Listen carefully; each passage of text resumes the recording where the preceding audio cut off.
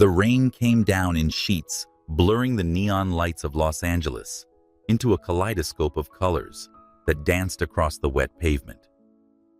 Nathan Harper, a towering figure in a tailored navy overcoat, stepped out of his sleek black sedan and glanced at his watch. It was well past 9, and the city was alive with its usual restless energy, even on a stormy Wednesday night. His driver, Eduardo, a quiet man, held an umbrella over him as they crossed the sidewalk toward a small, unassuming restaurant between a laundromat and a shuttered pawn shop. The sign above the door read, "Taste of Home," in warm, handwritten letters, glowing faintly against the urban gloom. Nathan, a white American with sharp blue eyes and a jawline that could have been chiseled from marble, wasn't here by choice. A delayed flight, a missed dinner meeting, and a craving for something other than the sterile hotel food had led him to this city corner. His assistant had found the place online, a hole-in-the-wall Vietnamese spot with glowing reviews for its pho and spring rolls. Nathan wasn't one for sentimentality, but the idea of something authentic, something real, appealed to him tonight. At 42, he'd built an empire in real estate, turning empty lots into gleaming skyscrapers, but moments of simplicity were rare. Inside the restaurant was a cocoon of warmth. The air carried the scent of lemongrass, star anise, and fresh herbs, mingling with the soft hum of conversation from the handful of late-night patrons. Wooden tables were adorned with small vases of marigolds, and paper lanterns cast a golden glow across the room. Behind the counter, a young woman moved with the precision of a conductor, her hands deftly arranging ingredients on a prep board. This was Lily Nguyen, the heart and soul of Taste of Home. Her rich brown skin, that spoke of her African-American heritage, gleamed under the soft lights as she worked her dark curls pulled back into a loose bun. Her apron, stained with fish sauce and chili oil splashes, was a badge of her craft. Lily, at 28, had poured everything into this restaurant. It wasn't just a business, it was a legacy, a tether to the community her mother had raised her in after her father's passing. She'd learned to cook from her mother, who'd learned from her own mother, recipes passed down like heirlooms.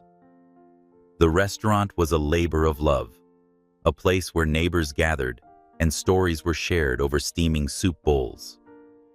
Tonight, though, Lily was on edge. The landlord had raised the rent again, and whispers of a redevelopment project loomed over the neighborhood like a storm cloud. Oblivious to the weight of her world, Nathan shrugged off his coat and scanned the menu board. He wasn't used to places like this small, cluttered human. His usual haunts were polished with waitstaff who knew his name and sommeliers who anticipated his taste in wine. Here, the menu was scrawled in chalk, and the only server was a teenager wiping down tables with a rag.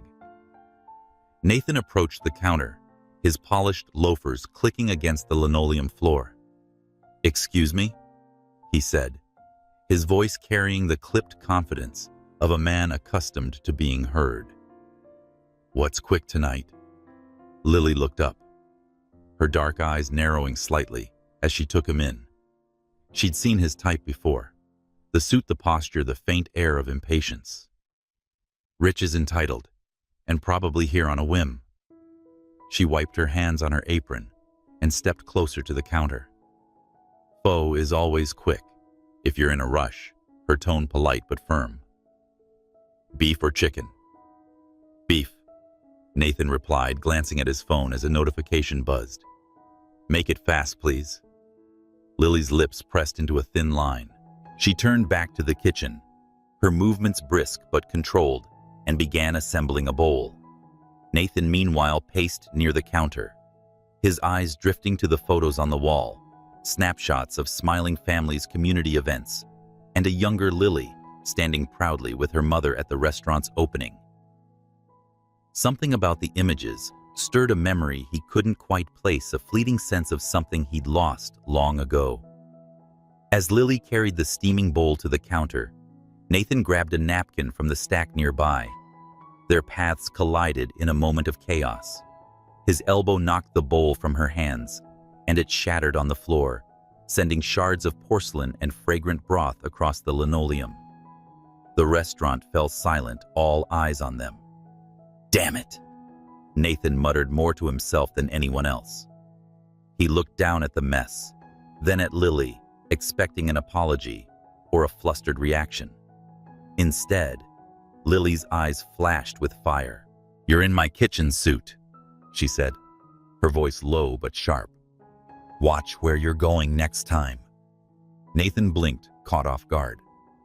People didn't talk to him like that, not in boardrooms or his world. He opened his mouth to respond, but Lily was already crouching, scooping up the broken pieces with a rag. The teenager from the tables hurried over with a broom, shooting Nathan a wary glance. Nathan said, "I didn't see you." His tone softer now, almost defensive. He reached for his wallet, pulling out a crisp $100 bill.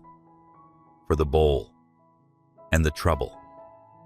Lily stood brushing her hands on her apron again. She eyed the bill like it was an insult. "Keep your money," she said. "Just don't break anything else." The other patrons exchanged glances, some stifling smiles. Nathan felt a flush creep up his neck, an unfamiliar sensation. He wasn't used to being dismissed. He reached into his jacket pocket, pulled a business card, and set it on the counter. "Nathan Harper," he said, meeting her gaze. "I owe you a meal. Call me and I'll make it right." Lily glanced at the card, her expression unreadable. "We'll see," she said, turning back to the kitchen. Nathan lingered momentarily, watching her move with that same fierce precision. Then he turned and stepped back into the rain, the card's weight on the counter, lingering in his mind like a challenge. Lily stood behind the counter the next morning, staring at the card. Nathan Harper. Harper Enterprises. She'd heard the name before everyone in the city had. The man who turned neighborhoods into luxury condos, who reshaped skylines with a signature on a contract. She tossed the card into a drawer, trying to focus on the day's prep. But the memory of his blue eyes, sharp, yet oddly vulnerable in that split second after her rebuke, stuck with her. The restaurant was busier than usual that day, and the lunch rush brought in regulars and a few curious newcomers. Lily moved between the kitchen and the front, her hands a blur as she chopped herbs, ladled broth, and bantered with customers. Her mother, Diane, a wiry woman with a warm smile and the same rich brown skin as her daughter, worked the register, her eyes flicking to Lily with a mix of pride and concern. "You okay, baby?" Diane asked during a rare lull. "You've been quiet since last night." Lily shrugged, wiping down the counter. "Just some clumsy guy breaking dishes. Nothing new." Diane raised an eyebrow but didn't press. She'd raised Lily to handle her battles and trusted her daughter's strength. Still, the weight of the rent increase hung over them both, unspoken, but ever present. Lily's thoughts drifted to Nathan's card as the day wore on. She didn't trust men like him, men who thought money could fix anything, who saw places like her neighborhood as nothing more than profit opportunities. But there was something about how he'd looked at her, like he'd seen her, not just the chef or the mess on the floor. It unsettled her. As she locked up the restaurant that evening, a man in a cheap suit approached her. He was middle-aged, with a nervous smile and a clipboard. "Lillian Gween?" he asked. She nodded, wary. "Who's asking?" "I'm with Harper Enterprises," he said, handing her a folder. "We're contacting local business owners about the redevelopment project in this area. Mr. Harper thought you'd want to see this." Lily's stomach twisted. She opened the folder, scanning the glossy proposal inside. Words like revitalization and luxury retail jumped out alongside a map highlighting her street, her home marked for demolition. Nathan's name was stamped across the top. She closed the folder, her jaw tight. She told Mr. Harper, "I'm not interested," shoving it back at the man. He hesitated, then nodded and scurried off. Lily stood there, the rain starting to fall again, her heart pounding. Nathan Harper wasn't just a clumsy customer. He was a threat. The next day, Nathan sat in his corner office on the top floor of a glass tower downtown. The city sprawled below him, a chessboard of opportunities he'd mastered over the years.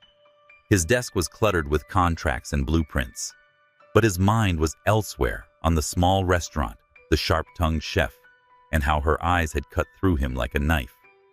His assistant Priya knocked and entered holding a tablet.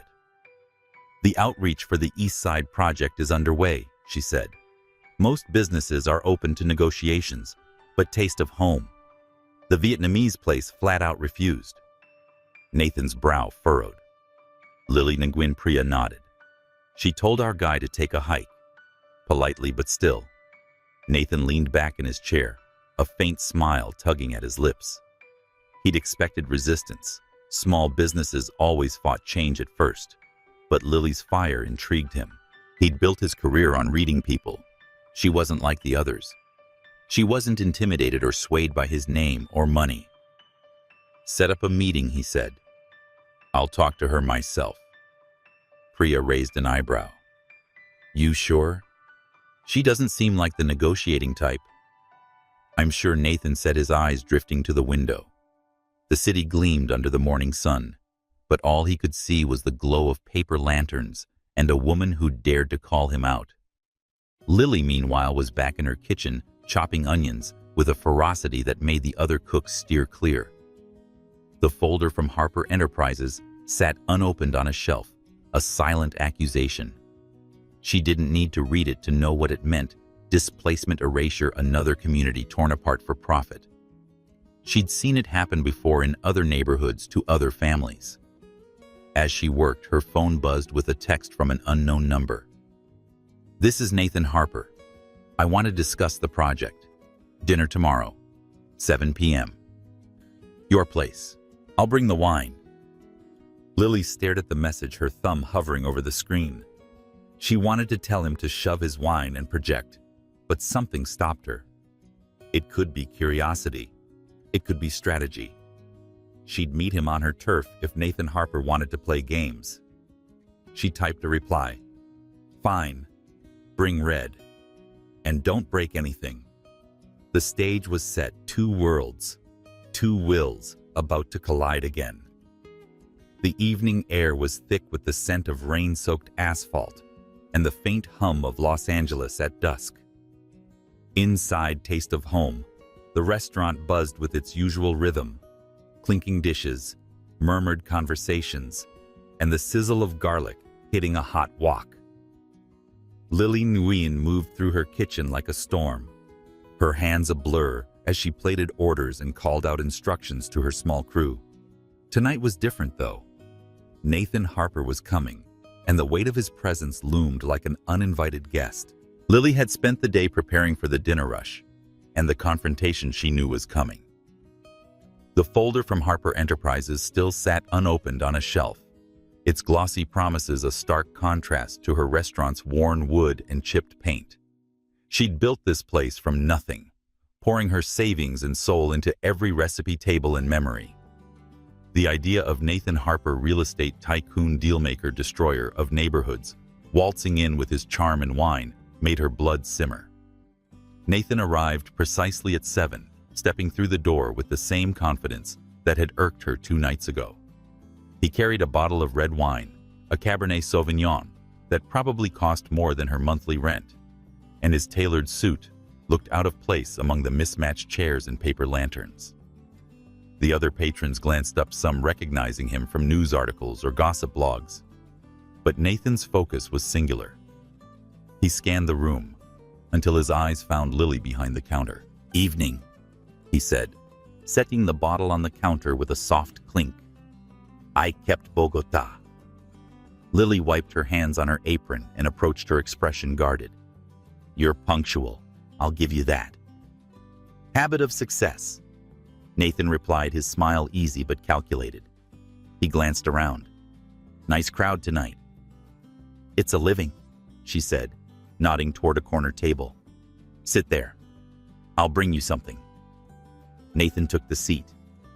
His posture relaxed but his eyes sharp, taking in every detail: the faded photos on the walls, the handwritten specials board, the way Lily's team moved with practiced efficiency. He'd expected a dive, but this place had a soul, a warmth he hadn't anticipated. It made him uneasy, though he couldn't say why.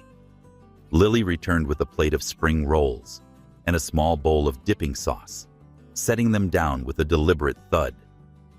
"Start with these," she said. "Then we talk." Nathan raised an eyebrow, picking up a roll. "Straight to business." "You're the one who asked for this meeting," she countered, sitting across from him. "So talk." He took a bite, his expression shifting to one of genuine surprise. "This is good," he said, almost to himself. "Really good." "Don't sound so shocked," Lily said, leaning back. "I know what I'm doing. I can see that." Nathan set the roll down and met her gaze. "Look, I'm not here to play the bad guy. I want to talk about the redevelopment project." Lily's jaw tightened. "The one that's going to bulldoze my street. The one that's going to bring jobs, infrastructure, and growth to this area." Nathan corrected his tone, smooth but firm. "It's not personal, Lily. It's progress. Progress for who she shot back. Not for the people who live here. Not for my family, my neighbors, my customers." Nathan leaned forward, his voice low. "I get it. Change is scary. But this neighborhood is struggling, crumbling buildings, outdated utilities. My project can fix that. New housing, retail green spaces, and higher rents," Lily interrupted. "Pushing out everyone who's been here for years. You think I haven't seen this before? Developers like you come in, make promises, and leave us nothing." Nathan's eyes narrowed slightly, but his tone stayed even. "I'm not like the others. I'm offering to keep Taste of Home in the plan. Prime spot, rent-free for the first year. That's a good deal." Lily laughed, a sharp, humorless sound. "Would you trust a deal from you? I know your reputation, Harper. Miami. Chicago families, displaced communities, gutted. You expect me to believe you'll keep your word?" Nathan's hand paused on his glass. Her words hit harder than he'd expected, stirring memories he'd buried deep. "You've done your homework," he said quietly. "But you don't know the whole story." "Then tell me." Lily challenged, her eyes locked on his. "Why should I believe you're different?" For a moment, Nathan didn't answer. He took a sip of wine, buying time. He wasn't used to explaining himself. Most people saw his name and either fawned or fled. But Lily wasn't most people. She sat there, unyielding, waiting for something real. "Miami was a mistake," he said, finally, his voice low. "I was young, ambitious, and I trusted the wrong partners. I didn't see the fallout until it was too late. I've spent years making sure it doesn't happen again." Lily studied him, searching for a crack in his armor. "Pretty words," she said, "but they don't change the fact that your project threatens my home." "I'm not your enemy, Lily," Nathan said, leaning back. "I want this to work for everyone. Give me a chance to prove it." She crossed her arms, unconvinced. "You're asking for a lot of trust from someone you just met. And you're not making it easy," he replied, a hint of a smile breaking through. "But I'm not walking away." The air between them crackled with tension, neither willing to give ground. The rest of the dinner passed with cautious questions and guarded answers. Nathan asked about her recipes and family, trying to find an inroad. Lily countered with questions about his plans, timeline, and guarantees. By the time he left, the bottle of wine was half empty, and the distance between them hadn't budged. The next morning, Lily was back in the kitchen, her mind replaying the conversation. Nathan's offer had sounded good, too good. Rent-free for a year, a prime spot. She wasn't naive enough to believe it came without strings. Yet, there was something about how he'd spoken, a flicker of sincerity, that made her pause. She pushed the thought aside, focusing on the day's prep. Her mother Diane noticed her distraction. "You're thinking about that Harper man," she said, "not a question." Lily sighed, chopping lemongrass with more force than necessary. "He's trouble, Ma. Wants to save the neighborhood by tearing it down." Diane frowned, wiping her hands on a towel. "Men like him don't change, baby. Be careful." "I know," Lily said, but her mind was already racing. She didn't trust Nathan, but she couldn't ignore him either. He was a force, and forces like that didn't just disappear. Across town, Nathan sat in his office staring at the city skyline. Lily's words had stuck with him, her distrust, her fire. He was used to winning people over, but she was different. She saw through the polish, straight to the cracks he'd worked hard to hide. His phone buzzed with a text from Priya Eastside, pushback growing. "Community meeting scheduled. You going?" Nathan typed back, "I'll be there." He wasn't sure why he felt compelled to go. Maybe it was the challenge in Lily's eyes, or perhaps something more profound, a need to prove he wasn't the villain she thought he was. Either way, the game had just begun. The morning sun filtered through the paper lanterns of Taste of Home, casting soft patterns across the wooden tables. Lily. Nguyen was in her element, her hands moving with practiced ease as she rolled rice paper around shrimp and herbs, the kitchen alive with the clatter of pots and the aroma of simmering broth. The restaurant had always been her sanctuary, where she could lose herself in the cooking rhythm. But today, that rhythm felt off, disrupted by the weight of Nathan Harper's visit 2 nights ago, and the glossy proposal still sitting unopened on a shelf. As she prepped for the lunch rush, the door chimed, and Min, a local high schooler who often helped out, burst in, clutching his phone. His eyes were wide with excitement, his words tumbling out in a rush. "Lily, you're trending." Lily frowned, wiping her hands on her apron. "What are you talking about?" Min shoved his phone toward her, the screen displaying a grainy photo under a garish headline.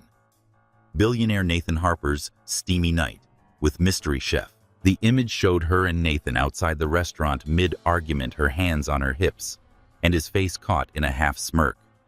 The angle made it look like something it wasn't: intimate, charged, almost romantic. Lily's stomach dropped. "This is ridiculous," she muttered, scrolling through the article. It was from a local gossip blog that thrived on half-truths and clickbait. Harper, known for his cutthroat real estate deals, was spotted cozying up with the owner of Taste of Home, a quaint Vietnamese spot in East Side. Could this be love, or is Harper playing a new game to win over the neighborhood he plans to redevelop? "Paparazzi," Lily said, handing the phone back to Min. "They'll twist anything for a story." Min grinned, undeterred. "Still cool, though. You're famous now." "I don't want to be famous," Lily snapped, then softened at his crestfallen expression. "Sorry, kid. It's just, this isn't good for the restaurant." Min nodded, but his enthusiasm lingered as he headed to wipe down tables. Lily turned back to her prep, her mind racing. The article didn't just misrepresent her, it painted a target on Taste of Home. Already she could imagine curious strangers showing up, snapping photos, disrupting the quiet community vibe she'd worked so hard to maintain. By noon, her fears were realized. The lunch crowd was double the usual size, with unfamiliar faces crowding the tables, some openly staring at her or whispering as they scrolled on their phones. A couple of college students even asked for selfies, which she politely declined. The regulars, though, seemed unfazed, offering her sympathetic smiles as they ordered their usual bowls of pho or bun cha. Diane, Lily's mother, worked the register, her sharp eyes scanning the room. During a brief lull, she pulled Lily aside. "This Harper business is trouble," she said, her voice low. "First that project, now this. You need to stay away from him." "I'm trying, Ma," Lily said, frustration creeping into her tone. "He's the one who keeps showing up." "Then make it clear he's not welcome," Diane said. We have enough to worry about without some rich man stirring up drama. Lily nodded, but her mother's words didn't ease the knot in her chest. She didn't trust Nathan, but she couldn't shake the memory of their conversation the way he'd admitted to his past mistakes, the flicker of something real in his eyes. Was it all an act? She didn't know, and that uncertainty gnawed at her. Across town, Nathan Harper sat in his glass-walled office, a cup of black coffee cooling on his desk. His assistant Priya stood before him, tablet in hand, her expression a mix of amusement and concern. "You've gone viral," she said, turning the screen to show him the same article Lily had seen. Nathan groaned, rubbing his temples. "This is the last thing I need. It's not great for the East Side project either," Priya said. "The community's already on edge about redevelopment. This makes it look like you're fraternizing to get an edge." "I'm not fraternizing," Nathan said, his voice sharp. "I was trying to negotiate." Priya raised an eyebrow. "The photo says otherwise." Nathan leaned back, staring at the image on the tablet. He remembered that moment, Lily's fire, her refusal to back down. It hadn't felt like a game then, and it didn't now. But the optics were a disaster. His investors were already skittish about community pushback, and this kind of gossip could spook them further. "Get our PR team on this," he told Priya. "Spin it as a business meeting, nothing more. And find out who took that photo. I want them off my back." Priya nodded, already typing on her tablet. "What about Lily Nguyen? You still planning to meet with her again?" Nathan hesitated. He'd meant what he'd offered, a spot for Taste of Home in the new development, a chance to keep her business alive. But her distrust was palpable, and this media storm wouldn't help. Still, he wasn't ready to walk away. Something about her, her grit, her passion pulled at him in a way he hadn't felt in years. "I'll handle her," he said finally. "Set up another meeting, somewhere neutral." Priya gave him a skeptical look, but didn't argue. As she left, Nathan's phone buzzed with a text from an unknown number. Nice headline. "Harper, please stay away from my restaurant." It was Lily, her tone as sharp as ever. He couldn't help but smile even as he typed a reply. "Not my doing. Let's talk. Somewhere public, your choice." Back at Taste of Home, the day dragged on the influx of curious customers, turning the restaurant into a zoo. By evening, Lily was exhausted, her patience frayed. She was cleaning the counter when a woman in a sleek blazer approached her, smile too polished to be genuine. "Lily Nguyen?" the woman asked, extending a hand. "I'm Jessica Tran, a freelance reporter. I'd like to ask you a few questions about Nathan Harper." Lily's grip tightened on the rag. "No comment," she said, turning away. Jessica persisted, undeterred. "The public's curious about your connection. Is there something more to this story?"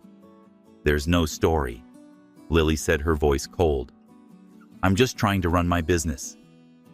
Jessica scribbled something on her notepad, unfazed. "Sure, but a photo like that? People talk. And with Harper's track record, they wonder if you're part of his next big deal." Lily's eyes narrowed. "Get out." Jessica blinked, then tucked her notepad away with a shrug. "All right, but this won't go away on its own." She left her heels clicking against the floor. Lily stood there, her heart pounding. The restaurant felt smaller, the walls closing in. She didn't need this, not the attention, speculation, or reminder of Nathan Harper's shadow looming over her world. She pulled out her phone and typed a reply to his text. "Public market tomorrow, 3 p.m. Don't be late." The next day, the public market was rioting with colors and sounds, vendors hawking fresh produce, musicians playing for tips, and families weaving through the crowd. Lily stood by a stall selling homemade jams, her arms crossed, scanning for Nathan. He arrived on time, dressed in a gray sweater and jeans, but still unmistakably out of place among the market's casual chaos. "Thanks for meeting me," he said, his tone careful. I didn't expect all this. Neither did I. Lily said, her voice clipped. But here we are. So what's your plan, Harper? Charm me into signing over my neighborhood. Nathan's jaw tightened. I'm not here to charm you. I'm here to make this work. Your restaurant stays, Lily. I meant that. And I'm supposed to believe you, she asked, stepping closer. After that photo, those headlines. You're playing a game, and I'm not part of it. I'm not playing, Nathan said, his voice low but firm. That photo was a cheap shot, and I'm handling it. But I was hoping you could meet me halfway.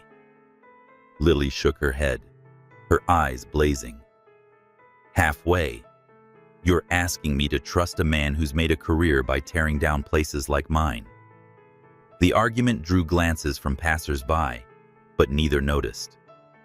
They stood there locked in a battle of wills, the market's noise fading into the background. It was a rare moment for Nathan to be seen not as a tycoon, but as a man with something to prove. For Lily, it was a fight for everything she'd built and loved. By the time they parted, no ground had been gained but the spark between them. Anger, respect. Something more burned brighter than ever. The community center buzzed with anticipation, its cavernous hall transformed into a glittering venue for the annual East Side Charity Gala. Tables draped in white linen were adorned with centerpieces of orchids and candles, and the air hummed with the chatter of local business owners, philanthropists, and city officials. Lily. Nguyen stood at the edge of the makeshift kitchen, her nerves a tight coil as she surveyed the scene. She'd been invited to cater the event, a high-profile gig that could put Taste of Home on the map. But the weight of the past week, the media storm, Nathan Harper's persistent presence, and the looming threat to her neighborhood made every step feel like a tightrope. Lily's team, a small but dedicated crew, worked alongside her, prepping trays of spring rolls, banh mi sliders, and mini faux cups. The menu was her pride, a blend of her family's recipes and her own innovations, designed to showcase the soul of her restaurant. She moved with precision, her apron tied tightly, her focus razor sharp, despite the chaos in her mind. Nathan would be here tonight. She'd seen his name on the guest list. The thought both irritated and intrigued her, a contradiction she wasn't ready to unpack. Across the hall, Nathan Harper mingled with the crowd, his tailored suit starkly contrasting the casual confidence he'd shown at the market. He shook hands, exchanged pleasantries, and fielded questions about his latest projects, but his eyes drifted to the kitchen area. He'd heard Lily was catering, and the chance to see her in her element, commanding, creating, pulled at him in a way he couldn't explain. He donated generously to the gala, partly to support the community and ensure he'd have a reason to be here tonight. As the evening progressed, Lily's team began serving, and the response was immediate. Guests raved over the food, their murmurs of delight returning to the kitchen. Min, the high schooler, who'd become a fixture at Taste of Home, darted between tables, refilling trays and beaming with pride. "They love it, Lily," he whispered as he grabbed another tray of sliders. Lily allowed herself a small smile. "Good. Keep moving, Min." She was plating a batch of coconut shrimp skewers when Nathan approached the kitchen with a glass of sparkling water. He leaned against the counter watching her work. He said, "You're stealing the show," and his tone was light, but genuine. Lily glanced up, her hands never pausing. "Not here for applause, Harper. Just doing my job." He nodded, unfazed by her sharpness. "Need a hand?" "I'm not entirely useless in a kitchen." She raised an eyebrow, skeptical. "You cook." He said, "I wasn't always in boardrooms," setting his glass down. "I wanted to be a chef once, a long time ago." Lily paused, her knife hovering over a bundle of cilantro. The admission caught her off guard, a crack in the polished facade she'd come to expect from him. "What happened?" she asked, her tone softer now. "Life," Nathan said, his eyes meeting hers. "Dreams change." For a moment, they stood in a pocket of quiet amid the gala's noise, the weight of his words hanging between them. Lily didn't know what to make of it or of him. But before she could respond, Min rushed over, his face flushed. "Lily, we're running low on sauce for the faux cups. Can you whip up more?" "On it," she said, snapping back to focus. She turned to Nathan. "If you're serious about helping, grab an apron. But don't slow me down." Nathan grinned, rolling up his sleeves. "Yes, chef." To her surprise, he wasn't terrible. He followed her instructions, chopping herbs with a decent grip and stirring the dipping sauce as she adjusted the seasoning. They worked side by side, their movements syncing in an oddly natural way. For the first time, Lily saw him not as a threat, but as a person, someone who'd had dreams, who'd made choices, who was trying in his own way to connect. The gala was in full swing when the first shout rang out. "Fire!" Someone yelled, and a ripple of panic spread through the hall. Lily spun around, her heart lurching as she saw smoke billowing from the back of the kitchen, where a deep fryer had been set up. Flames licked up the wall, catching on a stack of dish towels. "Min, get everyone out!" Lily barked, grabbing a fire extinguisher from the wall. The crowd was already moving, guided by event staff, but the kitchen was chaotic. Nathan was at her side in an instant, his calm surprising her. "Cover the fryer," he shouted, grabbing a metal lid. "Smother it." Lily sprayed the extinguisher, white foam coating the flames, as Nathan slammed the lid over the fryer, cutting off the oxygen. The fire hissed and sputtered, but it wasn't enough. The flames had spread to a nearby shelf, catching on boxes of napkins. Smoke stung her eyes, and her pulse raced, but she didn't falter. Nathan said, "Water's no good for grease fires," his voice steady. "Baking soda. Do you have any?" Lily nodded, her mind racing in the pantry. She darted to grab it, tossing him a box. He tore it open, dumping the powder over the burning shelf. The flames began dying, but the smoke was thick, choking. "We need to get out," Nathan said, grabbing her arm. "Now." Lily hesitated, her eyes on the kitchen, her kitchen, even if it was temporary. "I can't just leave." "You can," he said firmly, pulling her toward the exit. "It's under control." They stumbled into the cool night air, coughing as the fire alarms blared. The crowd milled around the parking lot, some snapping photos, others whispering about what had happened. Min found them, his face pale but relieved. "Everyone's okay," he said. "Fire departments are on the way." Lily nodded, her chest tight. She looked at Nathan, who was brushing soot off his sleeves, his expression unreadable. "You didn't have to stay," she said quietly. "Didn't feel right leaving," he replied, meeting her gaze. The fire trucks arrived, their sirens cutting through the night. The blaze was contained quickly. A faulty fryer, the firefighters said, likely a maintenance oversight by the venue. No one was hurt, but the kitchen was a mess, and the gala was over. Lily stood with her team watching, as the crowd dispersed, her mind reeling. The food exposure and chance to shine had all gone up in smoke. Nathan lingered nearby, his presence a quiet anchor. "I'll cover the damages," he said, his voice low. "This shouldn't fall on you." Lily shook her head. "I don't need your money, Harper." "It's not about money," he said. "It's about doing what's right." She looked at him, searching for the catch, but found none. For the first time, she wondered if she'd misjudged him. But the weight of the past week, the headlines, the project, the distrust kept her guarded. "Thanks," she said finally, her voice tight. "But I've got this." Nathan nodded, respecting her boundary. "You did well in there, Lily. You kept your head." "So did you," she admitted, then turned to check on her team, leaving him in the glow of the emergency lights. As the night ended, Lily stood alone in the parking lot, the adrenaline fading, leaving only questions. Who was Nathan Harper really? And why did she feel like the fire wasn't the only thing burning between them? the morning after the gala fire. Taste of Home was quieter than usual, the air heavy with the scent of cleaning supplies and lingering tension. Lily Nguyen stood behind the counter, scrubbing a pot with more force than necessary, her mind replaying the chaos of the previous night, the flames, the smoke, Nathan Harper's steady presence beside her. The restaurant had escaped the headlines this time, but the fire had left its mark on her nerves and the community's trust. She'd spent the early hours fielding calls from regulars, assuring them the restaurant was fine, that no one was hurt.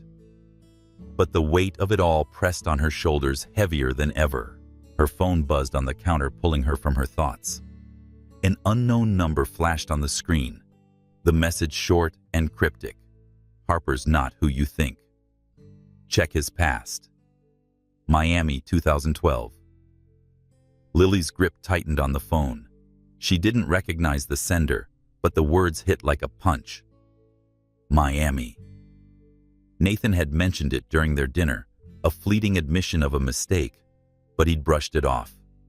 Now someone wanted her to dig deeper. She set the phone down, her jaw tight. Trusting Nathan was already a stretch. His real estate empire, his polished confidence, the way he seemed to glide through life, untouched by its messiness. But the fire had shown her another side, a man who didn't flinch in a crisis and stayed when he could have walked away. The contradiction gnawed at her, and now this message fueled her doubts.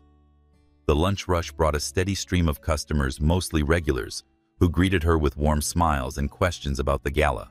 Min Thi, high schooler, who'd become her unofficial sidekick, darted between tables, his energy a welcome distraction. "Heard you were a hero last night," he said, grinning as he refilled water glasses. "Saving the day with a fire extinguisher." Lily snorted, chopping lemongrass with a steady rhythm. "Hardly.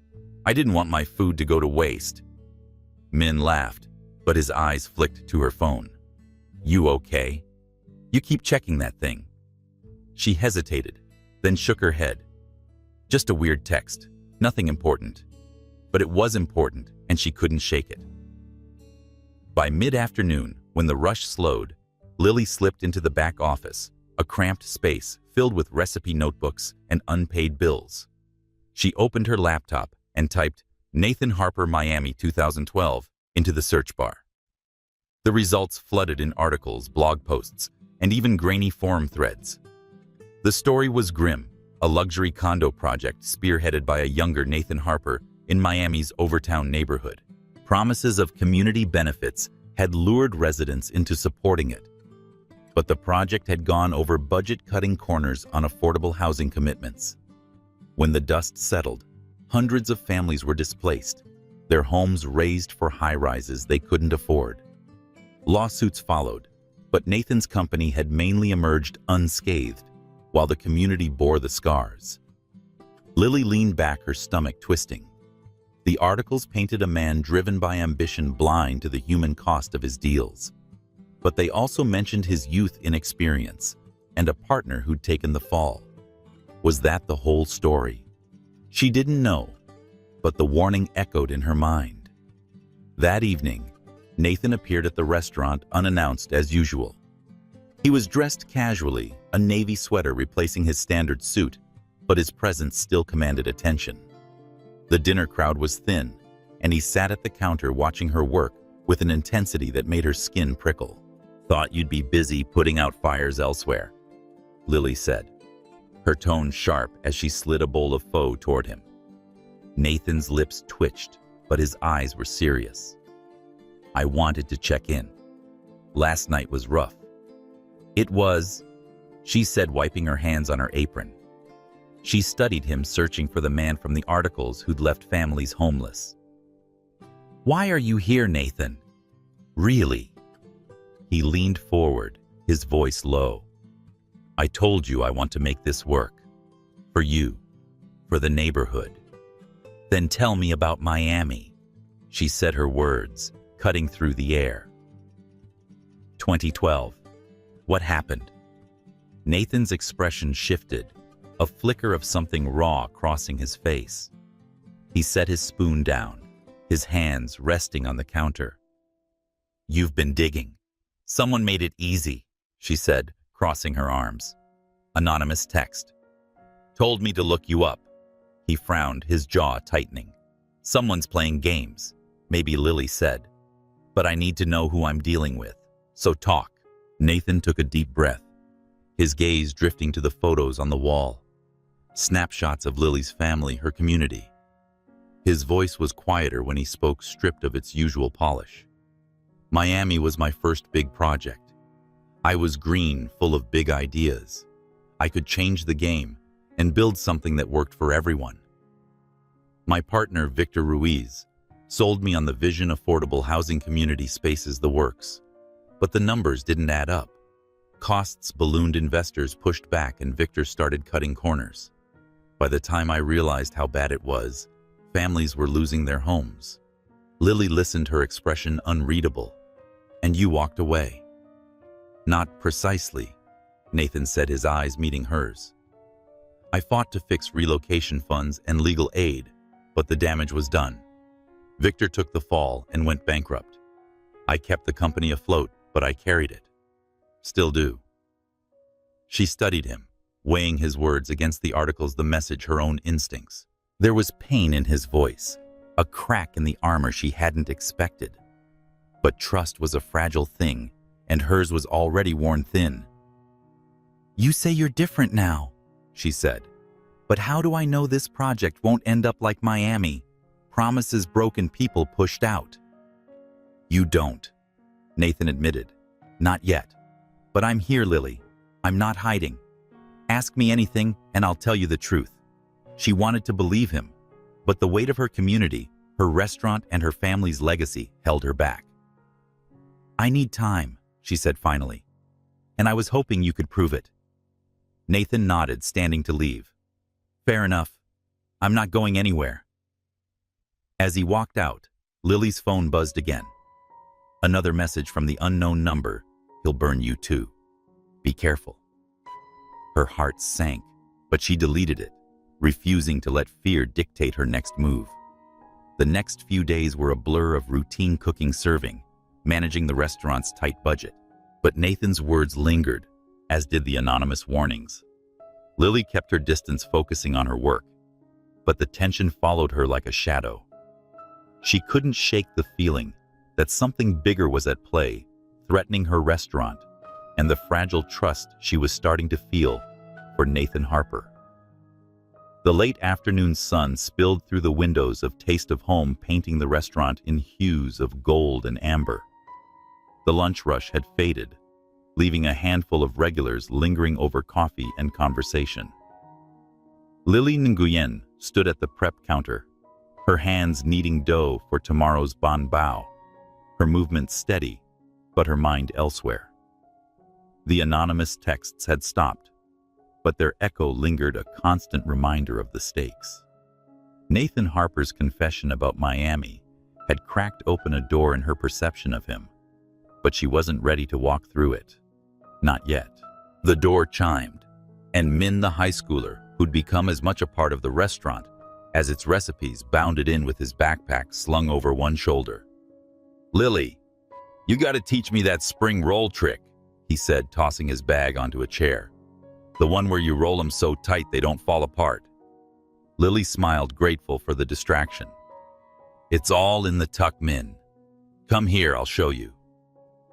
Min hopped behind the counter, his enthusiasm infectious. He was a lanky kid, all elbows and energy, and he'd been coming to Taste of Home since he was small, drawn by Lily's food and willingness to treat him like family. She was a hero to him, someone who'd built something real in a world that often felt unstable. As they worked rolling rice paper around shrimp and herbs, Min chattered about school, his dreams of someday opening his own food truck, and the latest gossip about the neighborhood. "You hear about the community meeting?" he asked, fumbling a roll and laughing as it unraveled. "Everyone's talking about Harper's project. Some folks think it's a done deal."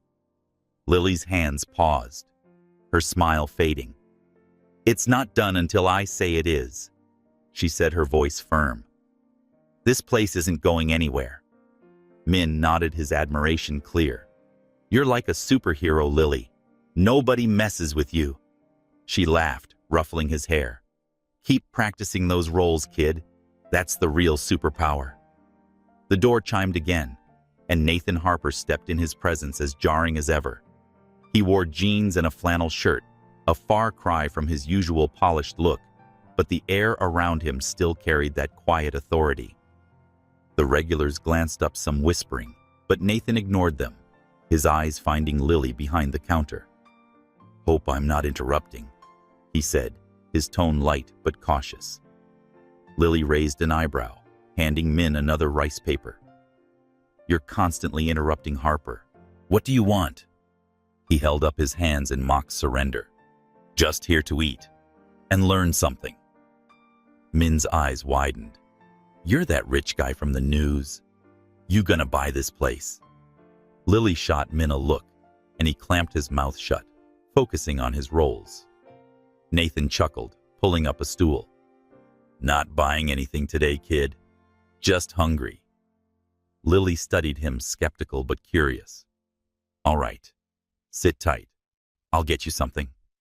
She disappeared into the kitchen, returning with a plate of chagyo and a small bowl of nuuk cham. Nathan took a bite, his expression softening. This is incredible, he said, genuine admiration in his voice. How do you get the pork so tender? Family secret, Lily said, but her tone was less guarded than usual. You want to learn, you gotta earn it. Challenge accepted, Nathan said, leaning forward. Put me to work. Lily hesitated, then nodded toward the prep counter. Fine. Start with carrots. Julienne, not chop. Thin and even. Nathan rolled up his sleeves, grabbing a knife with a confidence that surprised her. He wasn't perfect.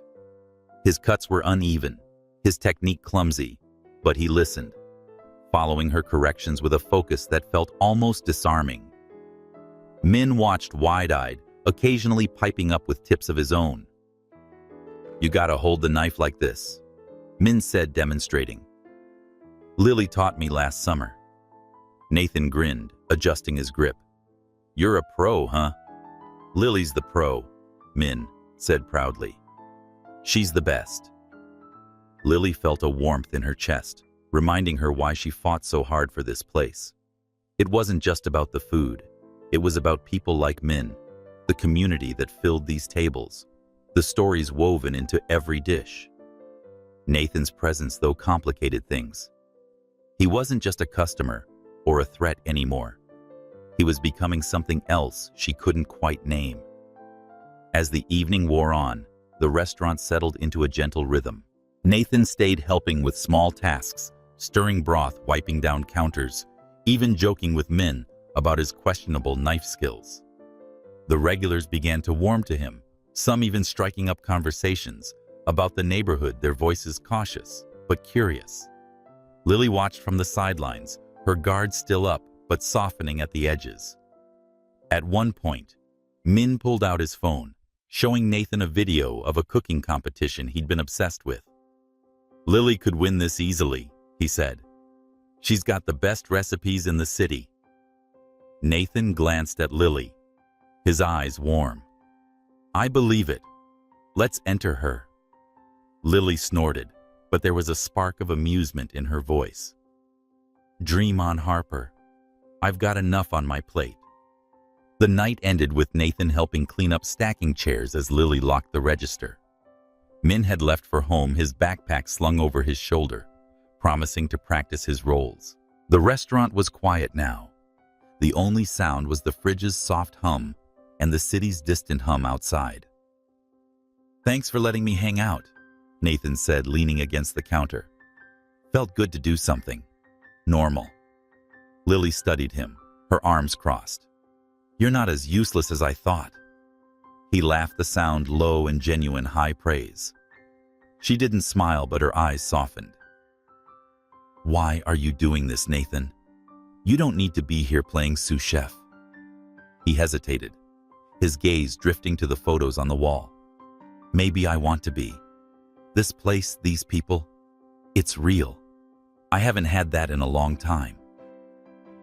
Lily didn't know how to respond. Part of her wanted to push back, remind him of Miami, the anonymous texts, and the project that threatened everything she loved. But another part saw the man in front of her sleeves rolled up, hands stained with fish sauce, trying to fit into her world. "Don't get too comfortable," she said, finally turning to lock up. "We're not friends yet." Yet Nathan echoed a faint smile tugging at his lips. As he left, Lily stood alone in the restaurant, the day's weight settling over her. Nathan was a puzzle she wasn't sure she wanted to solve. But for the first time, she felt a flicker of hope that maybe he was worth the risk. The late summer heat clung to Los Angeles, making the air inside taste of home thick, despite the hum of the ceiling fans. Lily Nguyen moved through the restaurant with her usual precision, her hands deftly assembling plates of bonseo, the crispy pancakes sizzling as she ladled batter onto the griddle. The dinner crowd was steady, a mix of regulars and newcomers, drawn by the lingering buzz from the gala and the gossip blog's headlines. Lily tried to focus on the rhythm of her work, but the weight of Nathan Harper's recent visits and the anonymous texts warning her about him kept her mind on edge. The door chimed, and a woman stepped in her presence, commanding the room in a way that rivaled Nathan's. She was tall, her tailored blazer and sharp heels contrasting the restaurant's cozy chaos. Her dark hair was pulled into a sleek bun, and her eyes scanned the space with a calculated intensity. Lily recognized her immediately. Clara Evans, a rising real estate star known for her eco-friendly developments and ruthless deal-making. Clara's company Greenwave Ventures had been making waves in the city, and her arrival at Taste of Home felt like a storm cloud rolling in. "Lily Nguyen," Clara asked, her voice smooth, but edged with purpose. She extended a hand, her smile polished. "Clara Evans, I've heard great things about your food." Lily wiped her hands on her apron, shaking Clara's hand with a guarded nod. "Thanks. What brings you here?" Clara's smile didn't waver. "Business mostly, and curiosity. I'm working on a project in this neighborhood, a sustainable urban hub, green spaces, and affordable housing. I thought I'd see what Taste of Home is all about." Lily's stomach tightened. "Another developer." She gestured toward a table. "Take a seat. I'll get you something." As Clara sat, Lily caught Min's eye. The high schooler was wiping down tables, his curiosity piqued by the new arrival. "She looks crucial," he whispered, passing by the kitchen. "Friend of Harper's." "Not sure," Lily muttered, plating a portion of chagyo with a side of nukcham. "But I don't like it." She delivered the food to Clara, who took a bite and nodded approvingly. "This is excellent," Clara said, setting down her fork. "No wonder Nathan Harper's been spending so much time here." Lily's expression hardened. "What's that supposed to mean?" Clara leaned back, her eyes sharp. "Just an observation. Nathan and I go way back, competitors mostly. But we've crossed paths personally too. He's got a knack for charming his way into places. I'm sure you've noticed." Lily crossed her arms, her voice cool. "I don't charm easily. If you've got something to say, get to it." Clara's smile tightened, but she didn't flinch. "Fair enough. My company's interested in this neighborhood. Unlike Harper's plan, which is all glass towers and luxury retail minds about sustainability, community gardens, solar-powered units, spaces for local businesses like yours. I'd love to have Taste of Home as a cornerstone." Lily studied her, searching for the catch. Clara's pitch sounded too good, just like Nathan's had. "Why should I trust you?" she asked. "You're another developer with big promises." "I've heard it before." Clara nodded, as if expecting the pushback. "You're right to be skeptical. But I'm not Nathan. My track record speaks for itself. Check my projects in Portland or Austin. I deliver what I promise. And I don't have his baggage." The word hung in the air, a deliberate jab. Lily considered the anonymous texts and articles about Miami and Nathan's guarded confession. "What do you know about his baggage?" she asked, her tone sharp. Clara leaned forward, lowering her voice. "Let's say Nathan's good at rewriting his story. Miami wasn't a one-off. There's a pattern. Promises made, communities disrupted. I'd hate to see you caught in that." Lily's jaw tightened, but she didn't respond. Clara stood, leaving a crisp business card on the table. "Think about my offer, Lily. I'll be in touch." As Clara left, Min sidled up, his eyes wide. "She's intense. You're gonna work with her?" "Not if I can help it," Lily said, tucking the card into her apron pocket. But Clara's words had planted a seed of doubt that grew as the night wore on. Across town, Nathan sat in his office, the city skyline glittering beyond the floor-to-ceiling windows. His desk was cluttered with blueprints and contracts. Still, he focused on his phone, where a news alert had just popped up. Greenwave Ventures announces bid for Eastside redevelopment, challenging Harper Enterprises. Clara's move wasn't unexpected. She'd been circling his projects for years, but the timing stung. She wasn't just a competitor, she was personal. They dated briefly years ago, a fleeting connection that ended when their ambitions clashed. Now she was coming for his turf, and Lily's neighborhood was the battleground. His assistant Priya knocked and entered, her tablet glowing with updates. "Clara's making waves," she said. "Her team's already reaching out to local businesses and pitching her green city plan. And she's digging into your past, leaked some old Miami documents to a few blogs." Nathan's jaw tightened. "She's playing dirty. Always has," Priya said. "What's your move?" Nathan leaned back, his mind racing. Clara's tactics were calculated to undermine him and sway the community. He needed to counter her, but not with the same games. Lily's distrust was already a hurdle. He couldn't afford to lose what little ground he'd gained with her. "Set up a community meeting," he said. "I want to talk to the residents directly. No spin, just facts." Priya raised an eyebrow. "You sure Clara's got the eco-friendly angle? People love that." "Then we'll show them we're listening," Nathan said. "And get me a meeting with Lily. I need to know where she stands." The next evening, Nathan returned to Taste of Home, his presence quieter than usual.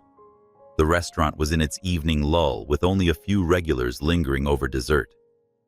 Lily was behind the counter teaching Min to fold dumplings, and her laughter lit up until she spotted Nathan. Her expression shifted, guarded, but curious. "Back again?" she asked, wiping her hands. "You're becoming a regular." "Could be worse," Nathan said, taking a seat. "Heard you had a visitor. Clara Evans." Lily's eyes narrowed. "Word travels fast. She's good at making noise," Nathan said, his tone even.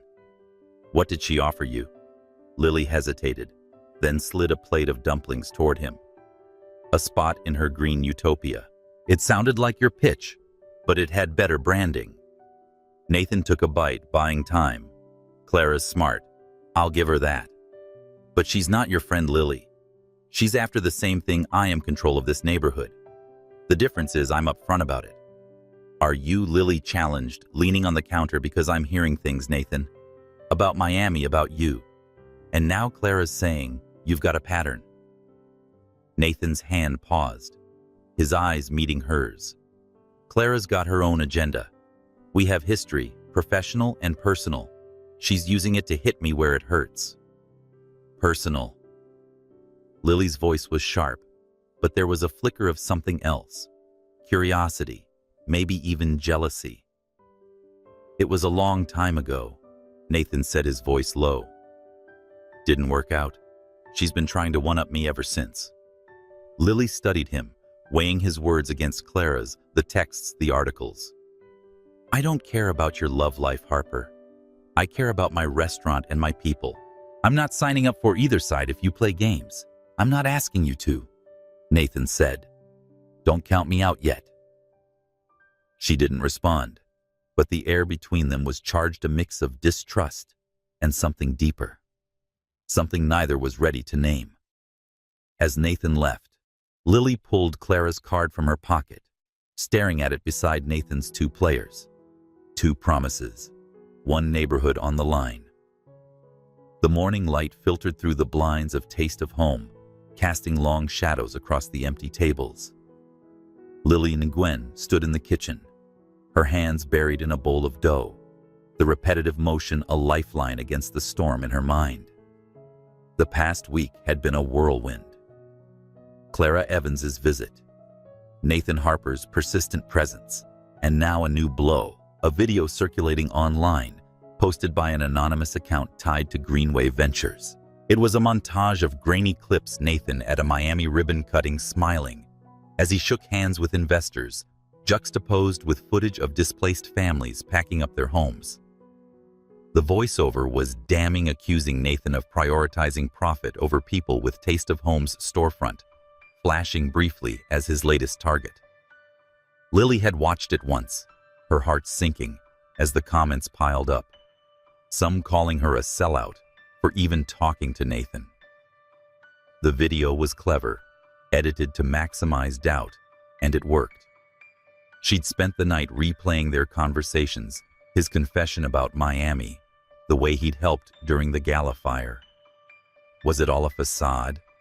The anonymous texts had warned her, and now Clara's campaign was hammering the point home.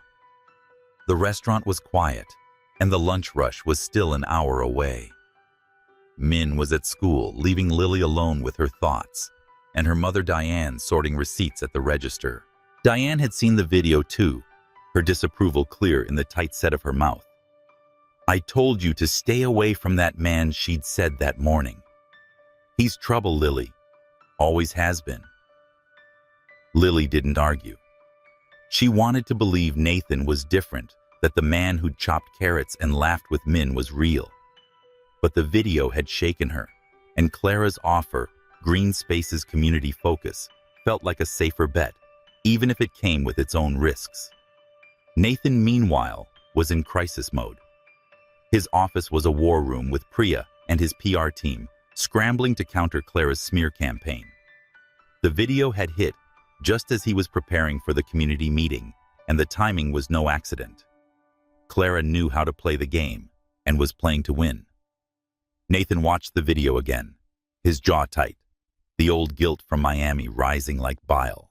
He'd told Lily the truth, but not all of it. Not the sleepless nights, the lawsuits he'd settled out of pocket, the promises he'd made to himself never to repeat those mistakes. Clara was twisting the narrative, and Lily was caught in the crossfire. "We can sue for defamation," Priya said, pacing with her tablet. "The video's edited to mislead. We've got grounds." "No lawsuits," Nathan said, his voice firm. "That'll drag it out. We must go straight to the community, show them we're not the enemy." Priya frowned. "And Lily and Gwen? She's pulling back." "My sources say she's been talking to Clara." Nathan's chest tightened. He'd felt the shift in Lily last night, the way her eyes had hardened when he mentioned Clara. Losing her trust wasn't just a business problem. It was personal more than he wanted to admit. "I'll talk to her," he said. "Set up a meeting at the restaurant. Tonight." Priya hesitated. "You sure? She's not exactly your biggest fan right now." "I know," Nathan said, standing, "but I'm not giving up." Nathan arrived at Taste of Home that evening, as the dinner crowd was thinning. Lily was behind the counter, her movements brisk, but her expression distant. She spotted him and nodded toward a table, her voice cool. "You're persistent, I'll give you that." Nathan sat, his hands clasped on the table. "I saw the video." Lily's eyes flicked to his, sharp and unyielding. "So did I. So did everyone." "You've got a lot of explaining to do." "It's not what it looks like," Nathan said, his voice steady. "Clara's team edited that to make me look like a monster. Miami was a mess, I told you that. But I've spent years trying to make it right." "Then why does it keep following you?" Lily asked, leaning on the counter. If you're so different now, why does Clara have receipts?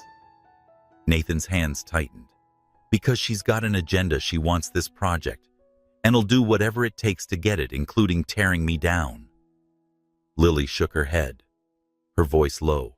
I don't know what to believe, Nathan. You say one thing, she says another, and I'm stuck in the middle. My restaurant, my people, they're the ones who'll pay if this goes wrong. I get it, Nathan said, leaning forward. I know what it's like to lose something you love. I've been afraid of being left behind or insufficient my whole life. That's why I push so hard. But I'm not here to hurt you, Lily. I want to protect what you've built. The words hit her harder than she expected, a glimpse into a vulnerability she hadn't seen before. But the video, the texts, the stakes were too much. I need space, she said finally. I can't do this right now. Nathan nodded, standing. I'll respect that. But I'm not the guy in that video. Not anymore.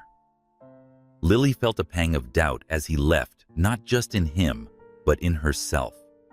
She'd always trusted her instincts, but now they were tangled, caught between fear and hope.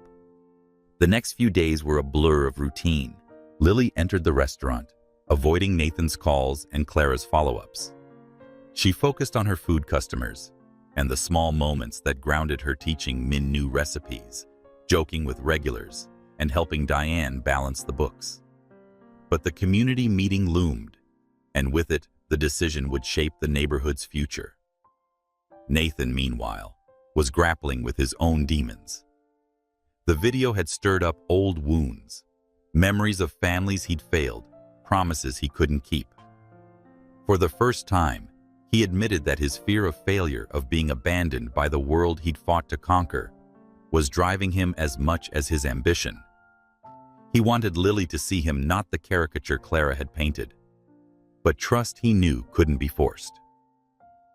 As the community meeting approached, Lily found herself at a crossroads. Clara's vision was tempting, but Nathan's sincerity lingered. She didn't know who to believe, but she knew one thing: she wouldn't let anyone develop a rival or otherwise take taste of home without a fight. The morning sun filtered through the smudged windows of Taste of Home, casting a warm glow over the worn wooden tables.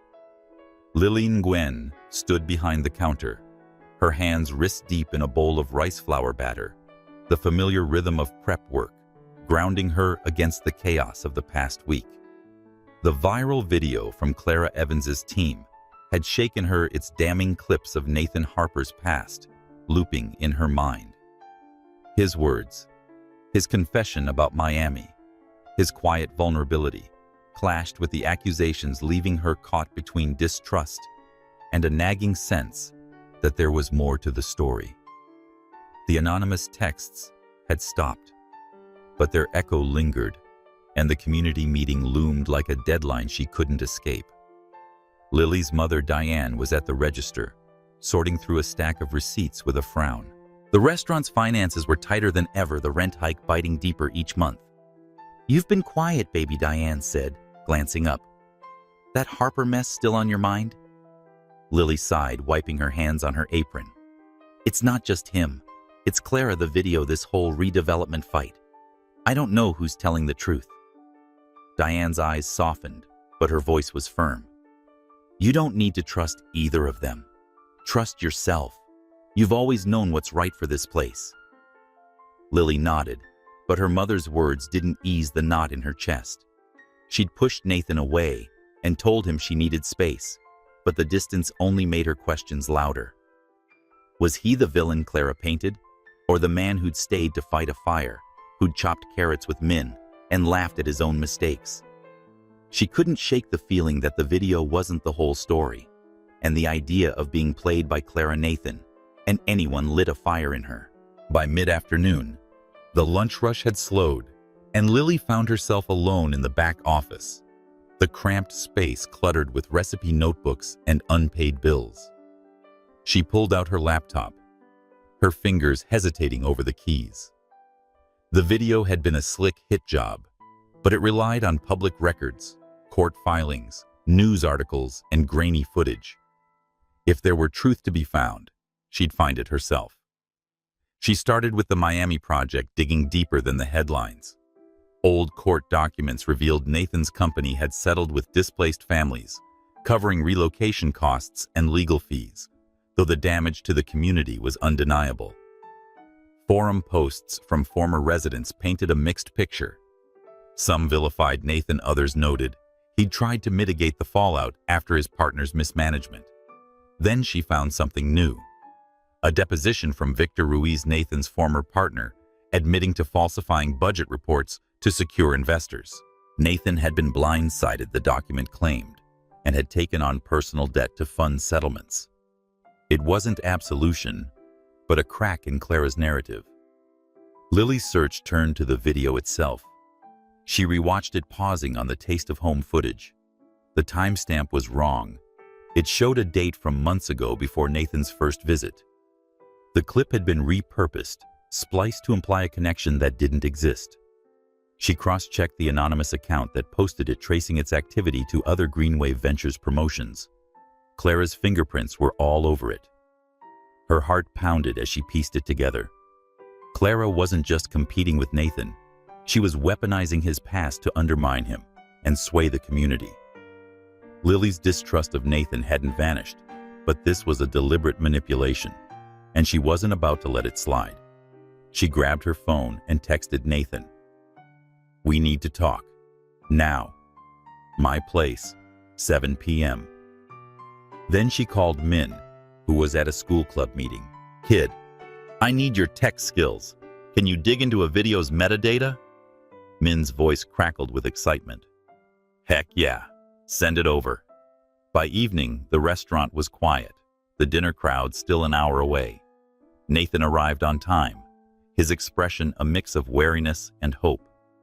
He wore a simple button-down, his usual polish softened by the day's wait. Lily gestured to a corner table, her posture rigid, but her eyes sharp with purpose. "You've been busy," Nathan said, sitting. "What's this about?" Lily slid her laptop across the table. The video paused on the Taste of Home clip.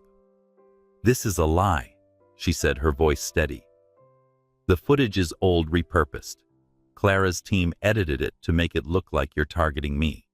And I found documents about Miami. Your partner screwed you over and you tried to fix it. Not perfect, but you tried."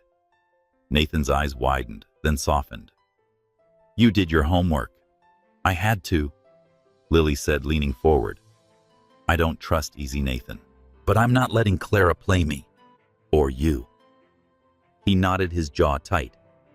"I should have told you more about Miami and Clara. She's been gunning for me since we split professionally and personally. This video's just her latest move." Lily studied him, searching for the truth in his eyes. "Why didn't you fight back? Call her out." "Because I'm tired of fighting dirty," Nathan said, his voice low. "I've done it before, and it cost me. I'd rather lose this project than who I'm trying to be." The words hit her hard, stirring something she wasn't ready to name.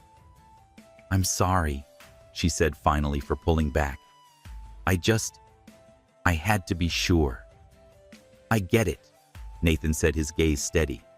"You're protecting what matters. I respect that." Lily felt a shift, a warmth spreading through her chest. She'd spent weeks guarding herself against him, but now, seeing him own his past, she realized she cared more than she'd meant to. "I want to fight this," she said.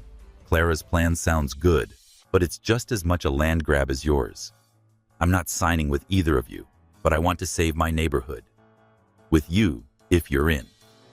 Nathan's lips curved into a faint smile. "I'm in." They spent the next hour strategizing, poring over Clara's proposal and Nathan's plans. Lily's research had given her leverage.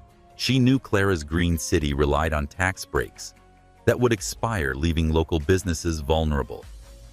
Nathan offered to pull back his luxury retail component, focusing instead on community-driven spaces. It wasn't a perfect plan, but it was a start. As Nathan left, Lily felt a spark of something new: trust and partnership. She was taking a risk, but it felt like her choice for the first time, not someone else's game. The next day, Min burst into the restaurant, his laptop under his arm. "Got something?" he said, setting it up on the counter. The video's metadata shows it was edited on software tied to a green wave contractor. "I found their invoice on a public bidding site. Clara's team paid for the hit." Lily grinned, ruffling his hair. "You're a genius, kid." Min beamed. "So what's the plan?" "The community meeting," Lily said. "We're going to show everyone who Clara really is." But as the meeting approached, Lily learned Nathan was making his own move. He'd called an emergency board meeting at Harper Enterprises, proposing to sell off a chunk of his company's assets to fund a trust for the East Side neighborhood, ensuring businesses like hers could stay, even if his project failed. It was a reckless move that could tank his empire and stunned her. He wasn't just talking about change, he was risking everything. Lily stood in her kitchen, the weight of her feelings settling in. She'd started this fight to protect Taste of Home, but now it was bigger about her community, her future, and the man who was beginning to mean more than she'd ever expected. The community center was packed, the air thick with anticipation, and the faint scent of coffee from a nearby urn. Folding chairs lined the room, filled with residents, business owners, and curious onlookers, their voices a low hum of debate and concern. Lily Nguyen stood near the back, her apron swapped for a crisp blouse, her nerves a tight coil as she scanned the crowd. The East Side community meeting was the battleground for her neighborhood's future, and she was ready to fight not just for Taste of Home, but for every family, every shop, every memory woven into these streets. Nathan Harper stood beside her, his usual suit replaced with a simple jacket and jeans, a deliberate choice to blend in rather than stand out. The past week had shifted something between them. Lily's research, confrontation, and shared strategy had forged a fragile alliance. She didn't fully trust him, but she believed in his intent, and that was enough for now. His decision to sell assets to protect the neighborhood had stunned her, a gamble that spoke louder than any promise. Clara Evans was at the front, her polished presence commanding attention as she presented her Green City Vision slides of solar panels, community gardens, and sleek, affordable housing units flashing on a projector. The crowd murmured approvingly, but Lily caught the skeptical glances from her neighbors, people who'd heard promises before. Clara's plan was seductive, but Lily's research had exposed its flaws: temporary tax breaks, vague commitments, and a history of prioritizing profit over community. When Clara finished, Nathan stepped forward, his voice steady but unpolished, a departure from his usual boardroom polish. "I've made mistakes," he began, facing the crowd. "You've seen the headlines and the video. I won't hide from Miami, it happened, and I own it. But I'm here to do better. My original plan for East Side was too big and too focused on profit. I'm scrapping the luxury retail.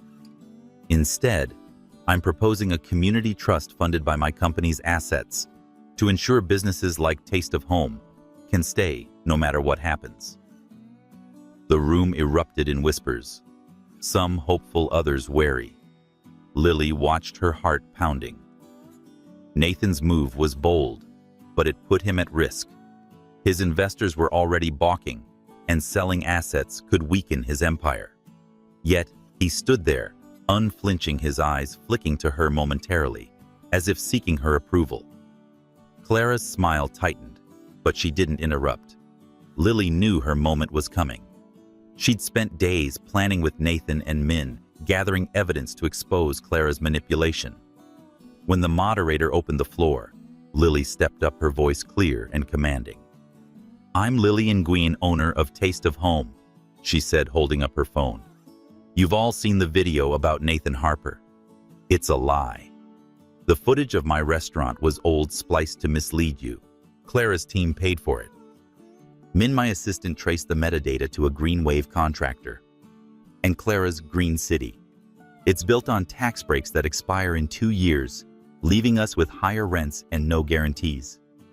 She projected Min's findings onto the screen, and invoice email threads, and the video's metadata linking to Clara's company. The crowd gasped their murmurs, turning to outrage. Clara's composure faltered, her eyes narrowing as she stood. "That's a serious accusation," Clara said, her voice icy. "You have no proof." "We do," Lily said, holding up a printed copy of the invoice. "And I'm betting the press here would love to dig deeper." The room buzzed, reporters scribbling notes, residents whispering. Clara's team scrambled, whispering in her ear, but the damage was done. Lily felt pride not just for exposing Clara, but for taking control of her neighborhood's story. Nathan stepped up beside her, his voice low. "You were incredible." "We're not done yet," Lily said, her eyes on the crowd. "Let's give them something to believe in." Together, they outlined a new plan, a scaled-down development with affordable housing spaces for local businesses and a community center funded by Nathan's trust. Lily proposed a neighborhood council to oversee decisions, ensuring residents had a voice. The crowd's skepticism softened, replaced by cautious hope. Questions came fast about funding timelines and guarantees, but Lily and Nathan answered with transparency, their partnership being a united front. As the meeting ended, residents approached Lily offering thanks and ideas. Min, who'd snuck in after school, grinned from the back, giving her a thumbs up. Clara left quickly, her team trailing behind her, green city vision tarnished. Outside in the cool night air, Nathan and Lily stood by the community center's steps, the city's hum, a soft backdrop. "You didn't have to sell your assets," Lily said, her voice quiet. "That was a significant risk." "It was worth it," Nathan said, his eyes meeting hers. "You made me want to do better, Lily, for the project and myself." She felt a warmth spread through her, a mix of respect and something deeper, something she wasn't ready to name. "We're not out of the woods yet," she said. "Clara's not done, and your investors might pull out." "Let them," Nathan said, his voice firm. "I'm done playing their game. This is about us, about East Side." Lily nodded, her guard softening. "Then let's do it right for Min, my mom, and everyone here." They shook hands, which felt formal and intimate, sealing their partnership. As Nathan walked away, Lily watched him go, her heart lighter than it had been in weeks. The fight wasn't over, but for the first time, she felt like she wasn't fighting alone. At Taste of Home, Lily planned a community dinner to celebrate the meeting's success and rally support. She and Nathan worked side by side, cooking and organizing, and their rhythm was a quiet testament to their growing bond. Min helped, his enthusiasm infectious, and Diane watched with a wary but approving nod. The dinner drew dozens, neighbors, shop owners, even a few reporters. Each played a faux and bon mi, a reminder of what they were fighting for. As the night ended, Lily stood in her kitchen, and the restaurant was quiet again. She didn't know what the future held, but she knew one thing: she and Nathan were in this together, and that was a start. The late September air carried a faint chill as Lily Nguyen locked the door of Taste of Home, the neon sign flickering off behind her. The restaurant had been her anchor through weeks of chaos. Clara Evans' smear campaign, Nathan Harper's unexpected alliance, and the community meeting that had shifted their favor.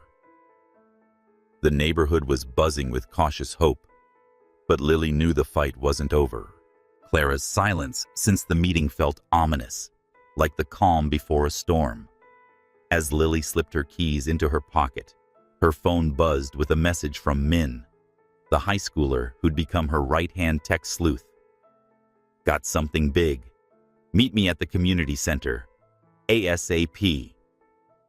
Lily's pulse quickened. Min had been digging into Clara's Greenwave ventures, chasing leads on the manipulated video that had nearly derailed Nathan's credibility. She grabbed her jacket and headed out the city's hum, a steady backdrop to her racing thoughts. Nathan had risked everything, selling assets, scaling back his project to protect East Side. and she'd started to see him not just as a partner, but as someone she could care about. But trust was fragile, and Clara's shadow loomed large. At the community center, Min was waiting in a small meeting room, his laptop open, and his eyes excitedly bright. A young woman sat beside him, her posture nervous, her hands clutching a flash drive. "This is," Sarah, Min said, gesturing. "She works for Clara. Used to work for her." Sarah nodded, her voice low. "I was on Greenwave's PR team. At first I didn't know about the video, but I overheard Clara talking to her lawyer about other things. I quit last week. Couldn't stomach it anymore." Lily sat across from her, her expression guarded. "What things?" Sarah hesitated, then slid the flash drive across the table. "This has emails, invoices, and even audio. Clara didn't just fake that video. She paid someone to sabotage the gala kitchen, tampered with the fryer to cause the fire. She wanted to scare you, make Nathan look reckless, and push her Green City plan." Lily's stomach twisted, the memory of the gala fire flashing vivid, the smoke, the panic, Nathan's steady hand beside her. "You're saying Clara tried to burn us out?" Sarah nodded, her eyes downcast. "She didn't want anyone hurt. Disruption. She thought it'd make Nathan's project look unstable, drive you to her side." Min chimed in, his voice eager. "I cross-checked the invoices. They match a maintenance company that Clara hired for the gala. And the audio, it's her voice telling her team to make it look accidental." Lily's hands clenched, anger surging. Clara's tactics weren't just dirty, they were dangerous. She took the flash drive, her mind racing. "Why come forward now?" she asked Sarah. Sarah's jaw tightened. "I grew up in a neighborhood like this. Clara's plan sounds nice, but it's a facade. She'll gentrify East Side, push out everyone who can't pay. I couldn't stay quiet." Lily nodded, her resolve hardening. "We need to make this public. The community deserves to know." Min grinned, already on it. "I sent the files to a friend at the LA Times. They're running a story tomorrow." Lily ruffled his hair, a rare smile breaking through. "You're trouble, kid, the good kind." She texted Nathan, "Community Center now. Big news." Then she turned to Sarah. "You're sticking around for this, right? We need you to back it up." Sarah nodded, her nervousness easing. "I'm in." Nathan arrived 20 minutes later, his jacket slung over his shoulder, his expression a mix of curiosity and concern. Lily filled him in, showing him the flash drive's contents. His face darkened as he listened to the audio. Clara's voice cold and calculating, discussing the fryer sabotage. "She crossed a line," he said, his voice low. "This isn't just business anymore. It never was." Lily said, her eyes meeting his. "She played us all, but we've got her now." They spent the next hour strategizing with Min and Sarah. The LA Times story would break Clara's credibility, but they needed to rally the community before she could counter. Nathan suggested a press conference hosted at Taste of Home to present the evidence and reaffirm their commitment to East Side. Lily agreed, but her mind lingered on Nathan, the way he'd stood by her, the risks he'd taken.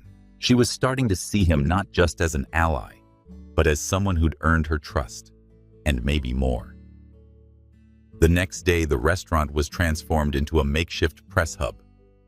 Tables were pushed aside, a podium set up, and cameras lined the walls. Residents filled the space, their faces a mix of anger and hope. Lily stood at the podium, Nathan beside her, as she laid out the truth: Clara's sabotage, manipulated video, and hollow promises. Min projected the evidence on a screen, the invoices and audio drawing gasps from the crowd. Sarah spoke briefly, her voice steady, as she confirmed her role and decision to come forward. The press ate up, questions flying, as Lily and Nathan answered calmly. Clara's absence spoke volumes. She'd issued a vague statement denying involvement, but the evidence was damning. By noon, the LA Times story was live, trending across social media, with hashtags like #SaveEastSide and Taste of Home. The community rallied, neighbors posted support, and local businesses pledged to back Lily's vision. Nathan pulled Lily aside as the crowd dispersed, his expression softer than she'd ever seen. "You were a force out there," he said. "I'm proud to be on your team."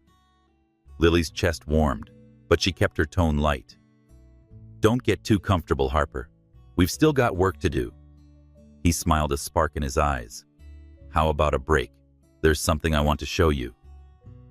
Curious.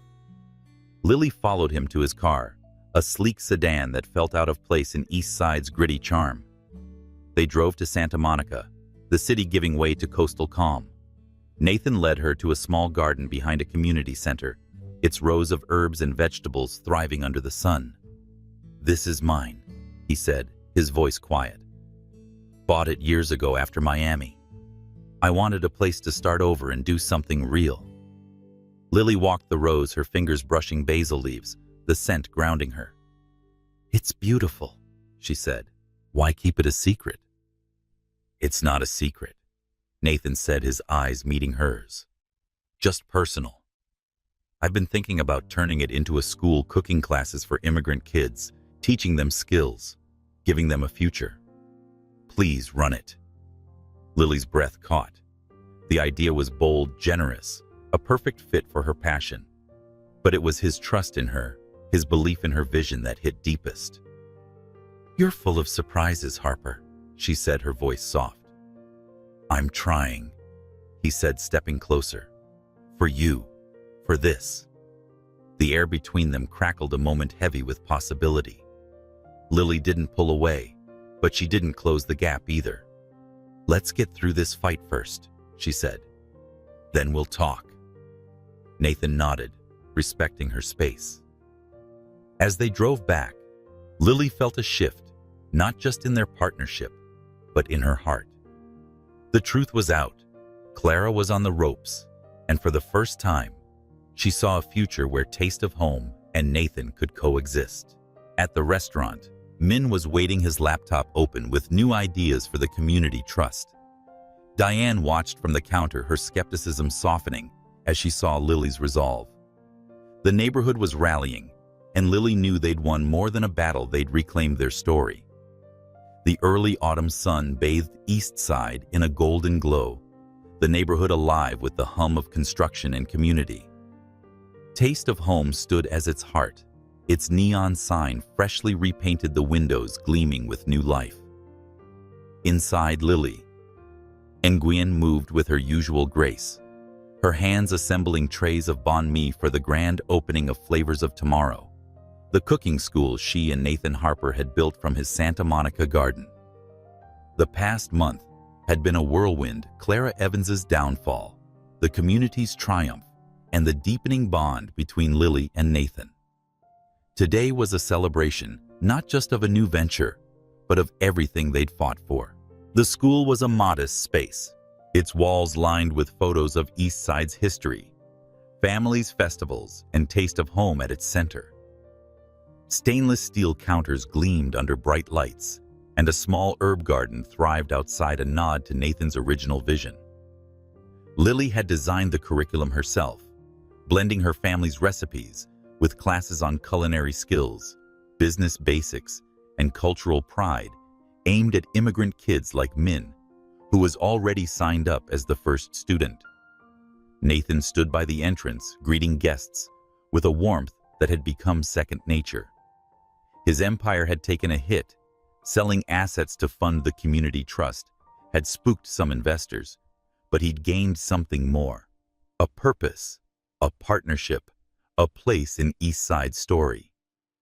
He caught Lily's eye across the room, his smile softening the edges of his usual intensity. She nodded back, her heart lighter than it had been in months. The grand opening was a community affair with neighbors, local business owners, and reporters filling the space. Min darted between groups, his excitement infectious as he showed off the kitchen to his classmates. Diane was there too, her pride evident as she chatted with regulars, her initial wariness of Nathan replaced by cautious respect. The LA Times story and Sarah's evidence had dismantled Clara's campaign. Greenwave Ventures had withdrawn its bid. and Clara faced legal scrutiny for the gala fire. Eastside was safe for now, its future shaped by the community trust and the neighborhood council Lily had championed. As the event started, Lily took the stage, a simple platform at the room's center. "Welcome to Flavors of Tomorrow," she said, her voice clear and steady. "This isn't just a school, it's a promise. To our kids, our families, our stories. We're here to teach, to learn, to grow together. And I couldn't have done it without all of you and Nathan Harper." The crowd applauded, their cheers warm and genuine. Nathan joined her, his presence a quiet anchor. "This is your victory," he said, his voice carrying over the room. "Lily showed me what matters, community roots, heart. I'm honored to be part of it." The speeches gave way to food platters of spring rolls, pho, and coconut sticky rice, all prepared by Lily's team with help from Min and his friends. The air filled with laughter, music, and the clink of glasses, a celebration of resilience and hope. Lily moved through the crowd, her smile bright, but her mind lingering on Nathan. Their partnership had grown into something more, a connection forged in fire and trust, but she hadn't let herself name it. Not yet. As the evening wound down, Nathan found her by the herb garden, the stars bright above. "Walk with me," he asked, his voice soft. She nodded, following him through the garden's rows, the scent of basil and lemongrass grounding her. They stopped by a small bench, the city's hum distant. Nathan turned to her, his eyes searching hers. "You changed everything." "Lily," he said, "I came to Eastside for a deal, but you showed me what I was missing. This school, this community, it's more than I ever thought I'd build." Lily's chest tightened, his words stirring something profound. "You didn't have to stay," she said. "You could have walked away, kept your empire." "I didn't want to," Nathan said, stepping closer. "I wanted you." The air stilled, the weight of his words settling between them. Lily's breath caught her guard falling as she saw the man before her. Not the tycoon, not the headlines, but Nathan, raw and honest. She said, "Your trouble, Harper," her voice teasing but warm. "I hope," he said, the good kind, pulling a small box from his pocket. He opened it, revealing a delicate silver ring, shaped like a tiny spoon, its handle curved into a heart. "Lily, Ngeen, you're the heart of this place and mine. Marry me." Lily's eyes widened, a laugh escaping her. "A spoon ring? Really? Thought it was fitting," Nathan said, his smile nervous but genuine.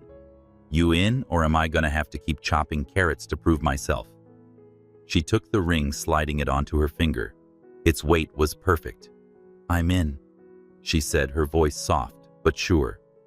"But don't think this means you're off dish duty." Nathan laughed, pulling her into his arms, the garden wrapping them in its quiet embrace. The kiss was slow, sure a promise of a future they'd build together. The crowd inside cheered, unaware of the moment, but caught in the same spirit of hope. As they rejoined the party, Min ran up, his eyes wide. "Lily, you're engaged. That's so cool." He hugged her, then fist bumped Nathan. "You better treat her right, man. Always." Nathan set his arm around Lily. The night ended with music and stories, the community stronger than ever. Flavors of Tomorrow wasn't just a school. It was a symbol of what they'd fought for, a future rooted in love, resilience, and the flavors of home. Lily and Nathan stood together, their hands linked, ready to face whatever came next, side by side.